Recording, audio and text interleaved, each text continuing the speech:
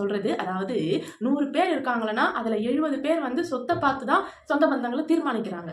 மீதி 30 பேர் வேணா வந்துட்டு பாசமா இருப்பாங்க. அண்ணன், தம்பி, அம்மா, அப்பா, தங்கச்சின்னு உறவுகளோட இருக்கிறவங்க வெறும் 30% தான் இந்த காலத்துல இருக்காங்க. ஏன் அப்படின்னு பாத்தீங்கன்னா, இப்போ ஒரு சுச்சுவேஷன் சொல்றேன். ஒரு பையன், அண்ணா, தம்பி, அக்கா, தங்கச்சி எல்லாரும் இருக்காங்க. அவங்க அம்மா யாரு வந்துட்டு தன்னை பாத்துக்க ரெடியா இருக்காங்களோ அவங்களுக்கு சொத்து எழுதி வைக்கிறாங்க. அதாவது நிறைய சொத்து எழுதி வைக்கிறாங்க. மத்தவங்க எல்லாருக்குமே சொத்து கொடுத்துட்டு தன்னை பாத்துக்கிறவங்களுக்கு நிறைய எழுதி வைக்கிறாங்க. புரியுதுங்களா? இப்போ மத்தவங்க எல்லாரும் வந்துட்டு அண்ணனோ தம்பியோ அம்மாவை பாத்துக்கிறாங்க. நாம வந்துட்டு அம்மாவை போய் பார்த்துட்டு வருவோம் அப்படின்னு யாரெல்லாம் நினைக்கிறாங்க?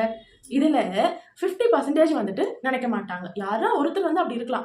1000 தான் எங்க அம்மா சொத்து கொடுத்தாலும் என்னோட அம்மா என்ன பெத்தாங்க, அவங்கள நான் பார்ப்பேன், அதுக்கு எனக்கு உரிமை இருக்கு அப்படின்னு நினைக்கிறவங்க ஒரு பாதி பேர் இருப்பாங்க. மீதி பாதி பேர் வந்துட்டு அவனுக்கு தானே சொத்து எழுதி வச்சாங்க ஃபுல்லா அப்படின்னு பெத்த அம்மாவை